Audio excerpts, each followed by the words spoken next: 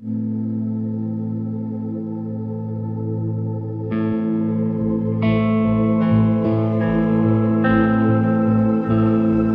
Evening दोस्तों, मेरा नाम है डॉक्टर के एच चौगले और हमारे चैनल आरोग्य एडवाइस पर आप सभी का बहुत बहुत स्वागत है। इस बात को हम सभी जानते हैं कि आज के समय में, आज के दौर में किसी भी इंसान को किसी भी एज में हार्ट अटैक आ सकता है। खास करके जो भी बुजुर्ग लोग होते हैं जिनकी उम्र अभी 60 साल या 70 साल से ज़्यादा हो चुकी है, उन लोगों में भी हार्ट अटैक आने के चांसेस ज़्यादा होते हैं। खास करके ऐसे लोगों में जिनमें पहले से फैमिली हिस्ट्री है या फिर कोलेस्ट्रॉल बढ़ा हुआ है, बाकी भी कुछ हार्ट अटैक के रिस्क फैक्टर्स है, उन लोगों में हार्ट अटैक आने का खतरा ज़्यादा होता है। इंसान किसी भी बड़े शहर में रहता है, उसको अगर कभी भी हार्ट अटैक आ जाए, चाहे वो दिन में आ जाए या फिर रात में आ जाए, तो उस इंसान के लिए हमेशा बड़े शहर में कोई ना कोई तो कार्डियोलॉजिस्ट हमेशा अवेलेबल रहता ही है। लेकिन अगर कोई भी इंसान शहर से बहुत ज़्यादा दूर रहता है और उसके गांव से शहर आने में लगभग 3 से 4 घंटे या फिर 2 से 3 घंटे लगते हैं, तो फिर उस कंडीशन में अगर उस छोटे से गांव में रहने वाले इंसान को कभी भी हार्ट अटैक आता है, तो उसके लिए समय पर उस कार्डियोलॉजिस्ट तक पहुंचना काफ़ी ज़्यादा मुश्किल होता है। और हार्ट अटैक आने के बाद किसी भी पेशेंट में सबसे ज़रूरी चीज़ कोई होती है, तो वो होती है कि उस पेशेंट को सही समय पर, टाइम रहते, समय रहते किसी भी अच्छे कार्डियोलॉजिस्ट के पास पहुंचाना। लोग बहुत दूर रहते हैं, मेट्रो शहर से या फिर बड़े शहर से काफ़ी ज़्यादा दूर रहते हैं, तो उन लोगों को सही समय पर या फिर जल्द से जल्द कार्डियोलॉजिस्ट तक पहुंचना काफ़ी ज़्यादा चैलेंजिंग होता है, क्योंकि रोड में तो ट्रैफिक रहता है, इसके साथ साथ रोड भी कहीं जगह पर बहुत ख़राब रहते हैं। ऐसे में शहर में आते आते लगभग 3 से 4 घंटे हो जाते हैं, और अगर पेशेंट ज़्यादा सीवियर है, क्रिटिकल है, तो इतने समय वो पेशेंट जिंदा भी रहने के चांसेस काफ़ी ज़्यादा कम हो जाते हैं। खास तौर पे हम इस वीडियो में बात करने वाले हैं हार्ट अटैक की किट के बारे में। मतलब कि कुछ ऐसी दवाइयाँ हैं, फिर कुछ ऐसी मेडिकेशंस होती है जिनको कि हार्ट अटैक आने के बाद वो पेशेंट अगर जल्द से जल्द खा लेता है, तो उसकी वजह से क्या होता है कि उस पेशेंट में हार्ट अटैक की प्रोग्रेशन होने के चांसेस कम हो जाते हैं। मतलब कि उस पेशेंट में अभी अभी हार्ट अटैक की शुरुआत हुई है, और अगर उस पेशेंट को हम ये हार्ट अटैक की किट वाली दवाइयाँ देते हैं घर पर ही, तो उसकी वजह से होता क्या है कि उस पेशेंट की ज़िंदगी थोड़ी और बढ़ जाती है। मतलब कि उतना समय तो उस पेशेंट को मिल ही जाता है कि उस समय में हम उस पेशेंट को एक छोटे गांव से 2 से 4 घंटे के अंदर अंदर एक बड़े अस्पताल में पहुंचा सके। और अगर हम इतना भी कर लेते हैं तो हम उस इंसान की जान बचा सकते हैं। यहाँ पर एक बेसिक सी चीज़ है जिसको समझना काफ़ी ज़्यादा ज़रूरी होता है। अगर कोई भी इंसान बड़े शहर में रहता है तो उसके लिए कार्डियोलॉजिस्ट कभी भी अवेलेबल है।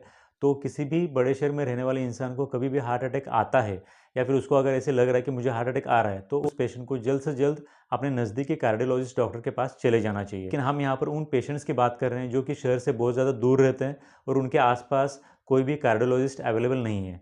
तो अगर कभी ऐसी कंडीशन हो जाती है, हार्ट अटैक आ जाए, और अगर नज़दीक में कोई भी कार्डियोलॉजिस्ट अगर अवेलेबल नहीं है या फिर कैथ लैब नहीं है, कैथ लैब की फैसिलिटी नहीं है, तो फिर आपको क्या करना चाहिए कि तो आपके पास एक हमेशा हार्ट अटैक का किट होना चाहिए। तो इस हार्ट अटैक के किट के अंदर मेनली 3 मेडिसिन होते हैं। इनमें से एक होता है एस्पिरिन, दूसरा होता है क्लोपिडोग्रेल और तीसरा होता है रोजुवास्टैटिन। तो क्या करना है कि जब भी किसी पेशेंट में हार्ट अटैक के सिम्टम्स आना शुरू हो जाता है, और अगर हमें पता है कि अभी इस इंसान को जब तक हम हॉस्पिटल में लेके जाने वाले हैं, तब तक आराम से 3 से 4 घंटे लगने वाले हैं। अगर इतना आपको पता है कि हाँ, आप जल्द से जल्द अस्पताल नहीं ले जा सकते, तो उस कंडीशन में क्या करना है कि उस पेशेंट को जैसे ही हार्ट अटैक के सिम्टम्स आना शुरू हो जाते हैं, आपको उस पेशेंट को 3 मेडिकेशंस देने हैं। इसमें इकोस्प्रिन या फिर एस्पिरिन होता है, इसके साथ साथ क्लोपिडोग्रेल होता है और रोजुवास्टैटिन होता है।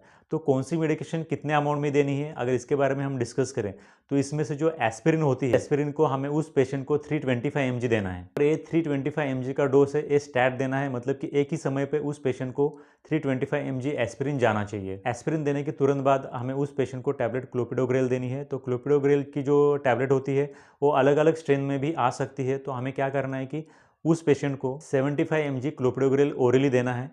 इसके लिए अगर हमें 3 से 4 टैबलेट भी एक साथ देनी पड़े तो हम दे सकते हैं। हमने उस पेशेंट में इकोस्प्रिन दी है या फिर एस्पिरिन दी है, इसके बाद हमने एक क्लोपिडोग्रेल दी है, तो इसके बाद हमें क्या करना है कि उस पेशेंट में हमें रोजुवास्टैटिन देनी है। तो रोजुवास्टैटिन कितनी देनी है? मोस्टली रोजुवास्टैटिन हमें टैबलेट मिलती है 5 mg में या फिर 10 mg में या फिर 20 mg में। हमें उस पेशेंट में एट ए टाइम, मतलब कि एक ही समय पे 40 mg टैबलेट देनी है रोजुवास्टैटिन की। मतलब अगर आपके पास 10 mg की कैप्सूल है कोई भी रोजुवास्टैटिन की, या फिर टैबलेट है रोजुवास्टैटिन की जो कि 10 mg की है, तो आपको क्या करना पड़ेगा, 40 mg देना है, मतलब 4 टैबलेट एट ए टाइम देनी पड़ेंगी। तो यहाँ पे इस बात को आप समझो कि जो हार्ट अटैक का किट होता है उसमें 3 दवाइयाँ आती है, उसमें हमें क्या क्या देना है। सबसे पहले तो हमें उस इंसान को tablet Ecosprin, tablet aspirin 325 mg देनी है। इसके बाद हमें उस पेशेंट को टैबलेट क्लोपिडोग्रेल 75 mg देनी है। यहाँ पे हमें उस पेशेंट को अगर ज़रूरत पड़े तो 4 टैबलेट क्लोपिडोग्रेल की एक साथ भी दे सकते हैं। और इसके बाद हमें क्या करना है, रोजुवास्टेटिन 40 mg देना है उस पेशेंट को। तो ये तीनों भी दवाइयाँ, मतलब कि एस्पिरिन, क्लोपिडोग्रेल और रोजुवास्टेटिन, ये तीनों भी दवाइयाँ हमें उस पेशेंट को एट ए टाइम देनी है। मतलब कि ये लोडिंग डोज हमें बोलते हैं, हम बोलते हैं इसको। तो इससे हमें उस पेशेंट को इस तरह से लोडिंग डोज देना है, और इस लोडिंग डोज के देने के बाद फिर हमें उस पेशेंट को आगे अस्पताल ले जाने की प्रोसीजर शुरू करनी है। इसमें क्या हो जाएगा कि जब तक आप उस पेशेंट को अस्पताल लेके नहीं जाते, तब तक उस पेशेंट को कुछ और भी लंबा समय मिल जाएगा, जिसकी वजह से उस पेशेंट की जान बच सकती है। तो आई होप कि इस वीडियो को देखने के बाद आपको हार्ट अटैक किट के बारे में जानकारी ज़रूर से हो गई होगी। अगर आपके इसके विषय में कोई डाउट्स है तो आप मुझे कमेंट सेक्शन में पूछ सकते हो। Thank you very much for watching this video till the end. Thank you very much.